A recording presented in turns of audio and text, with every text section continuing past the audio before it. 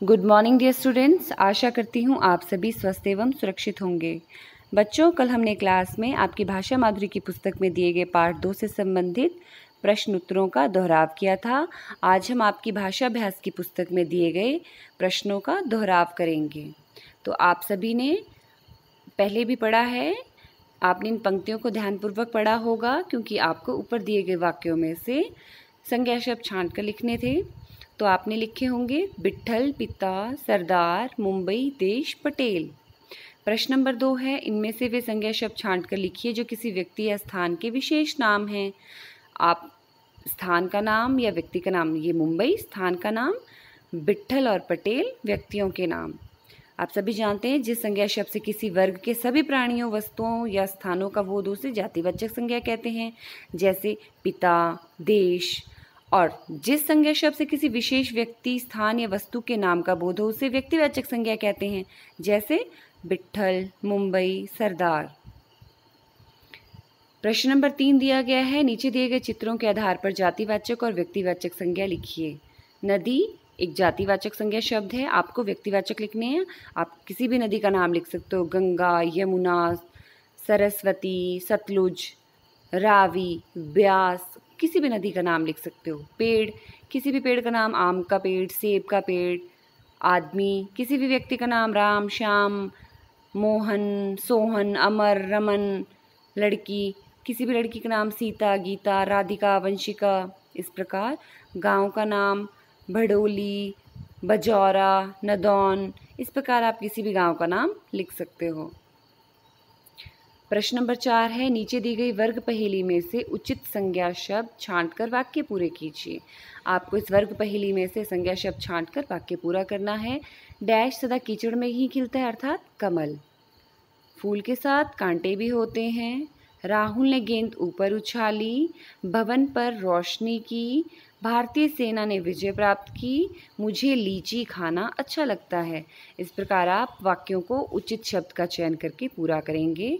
नीचे दिए गए अनेक शब्दों के स्थान पर एक संज्ञा शब्द लिखिए जिसके आने की तिथि निश्चित ना हो। आप सभी जानते हैं अतिथि।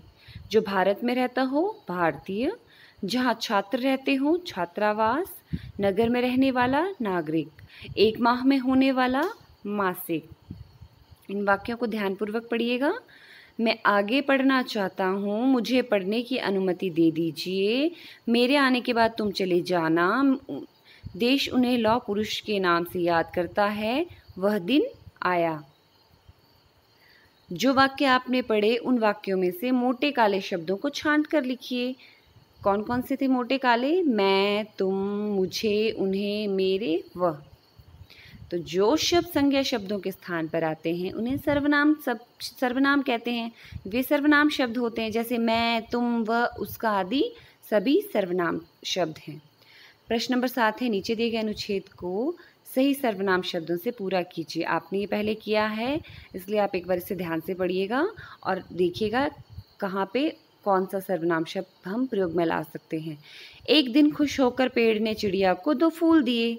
वे बहुत सुंदर थे। चिड़िया ने सोचा मैं एक फूल माली को दे दूंगी। उसने पंख फड़फड़ाए और उड़ चली। माली के पास उड़ते उड़ते उसे एक बगीचा नजर आया। वहाँ भी सुंदर फूल खिले थे। उनकी खुशबू से पूरा बगीचा महक रहा था। तभी उसे माली नजर आया। वह माली के पास पहुंची और पूछा, आप कैसे हैं? मैं आपके लिए फूल लाई हूँ। उसने चिड़िया से फूल लिया और उसे धन्यवाद कहा। इस प्रकार आप उचित सर्वनाम शब्द से रिक्त स्थानों की पूर्ति करते हुए अनुच्छेद पूरा करेंगे। प्रश्न नंबर 8 है, नीचे दिए गए शब्दों में सही जगह पर बिंदु या चंद्र बिंदु लगाइए। तो रू पर चंद्र बिंदु करूँगा। स्वतंत्रता में त पे अंकी बिंदी। हु पर चंद्र बिंदु पहुँचा। संबंध में स और ब पे अंकी बिंदी, संबंध। आशाएं, चंद्र बिंदु ए पर आशाएं। र पर अंक की बिंदी, प्रारंभ। गा पर चंद्र बिंदु गांधी। आ पर चंद्र बिंदु आंसू।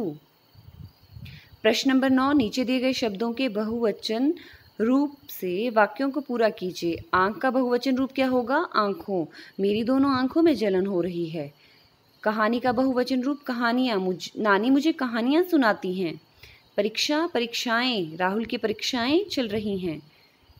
सभाओं, नेताजी ने अनेक जनसभाओं में भाषण दिए। बच्चा, बच्चे, बच्चे पढ़ रहे हैं। इस प्रकार आप वाक्यों को पूरा करेंगे। प्रश्न नंबर 10 है, अगर आपके और आपके भाई के बीच में नई घड़ी को लेकर झगड़ा हो जाए तो आप उसे कैसे सुलझाएंगे? इस आधार पर संवाद लिखिए। आप सभी संवाद को अपने शब्दों में लिखोगे, इसलिए आप इसे दोहराओगे भी अपने शब्दों में। जैसा आप अपने भाई के साथ संवाद करोगे उसे ही आप लिखोगे। यदि परीक्षा में पूछा जाएगा तो आप अपने शब्दों में संवाद लिख सकते हो। आज आप आपकी भाषा अभ्यास की पुस्तक में दिए गए पाठ 2 लौह पुरुष से संबंधित प्रश्न उत्तर याद करेंगे। यही आपका गृह कार्य है। धन्यवाद। आपका दिन मंगलमय हो।